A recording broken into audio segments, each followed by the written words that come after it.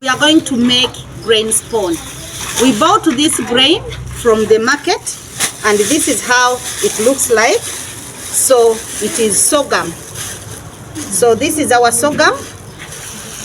This is how it looks like. So what we are going to do, we are going to put it here.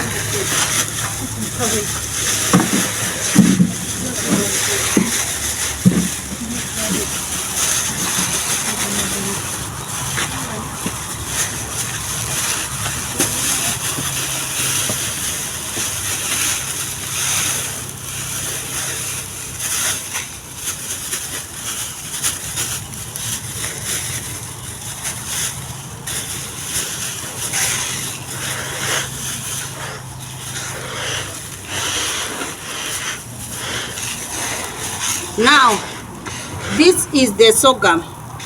What we are going to do, we are going to wash it. After washing it, we will boil it. After boiling it, we are going to put it in the bottles and then put in the pressure cooker. Enu yona trafuna obuchupa buragina nko pressure cooker. Tukole honto ito. Tejja kuika. Tejja kuika. Hateki tura.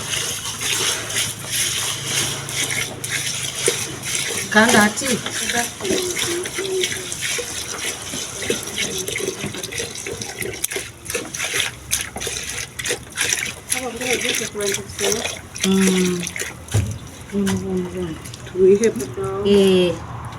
Tubudom.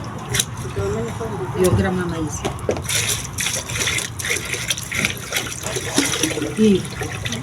Nija batantaka gombono mkazi we nalo. Ivo mkazi takuntu akagomba. Ala. Kandi mkuchwera kyomuga. Nyowe manyire bine ebyawe byo kuhimbe kidomoro. Yo matize ukiri. Kandi obo ivo kunsensero muguso mutima. Hey! Ogunsensero mutima. Nkukurora no gusensa. Ogo gufuire twina kuguyihaho. Hankini tuguyihaho ogumukurora ntunaga. Chikumanyisa ngunu gufuire.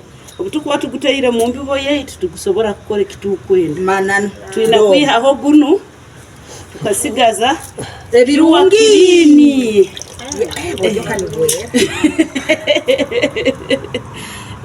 Iyo tudoma amaizi. Tutadoma kubintu kwenda kasengeke. Akasengeke twina kasengeke. Hadi iva tujja kusaba tugulira kasengeke. Iva tugulire ya kasengeke. Okikenge. Hati munu iva munu hakwe. Tuteke. Aba twogeze twogiyemo.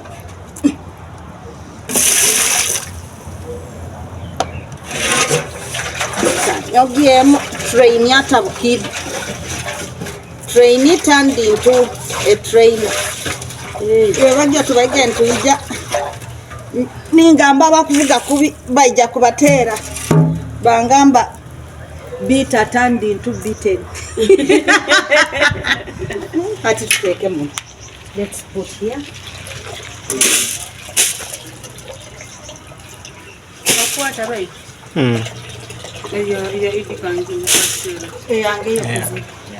Bitter turned into beaten. So we are washing our grain. Make sure that it is clean. And this is specifically for lion's mane. Oyster mushrooms are easy. You can just boil and do it. But with lion's mane, we are trying as much as possible to ensure that we reduce on the infection. Okay? Hati.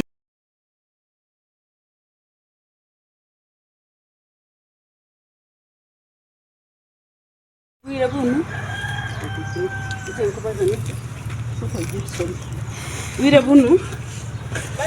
Omugusa gwaitu bunu.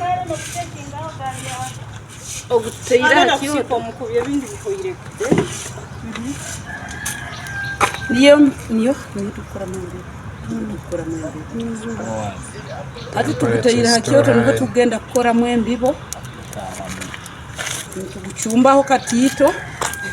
Niguhya ubwo kumara kushya yihaho telefone izifari guhora kandi kize phone genda maiso no koraki kuguteka mu macupa nalongo je nkoleho ngenda iwe ebyo sana kwenda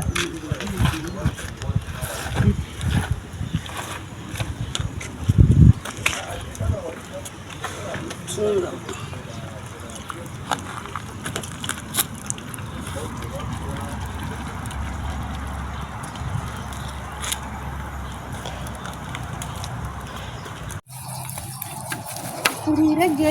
mugambe cyo muri gukora manya ate kino kitukora tujja kusenga ijembibo yaitu mukole miri mubana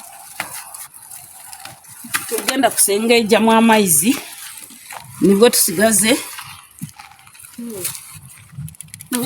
omugusa gwonka gutali mu maizi omugusa guno kankimu tugusenga ijja amaizi ago twina gaihamu nibwo tusigaze omugusa oguteekaine gwanguhe kukora gwongera mu step egarukaho kyetegereize sokosibeho ati omugusa guno tuguteeka mu cupa zino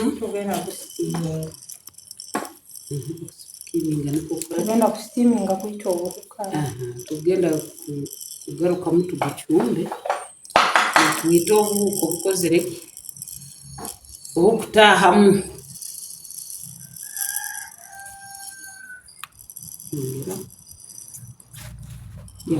yongeraho tujja kugucumbira mu cupa zagwomu noba okurora ntiguteeka obutukumara gucumba ngukora gute nituteeka mu ensigo nitukora niyo beta ya magic spoon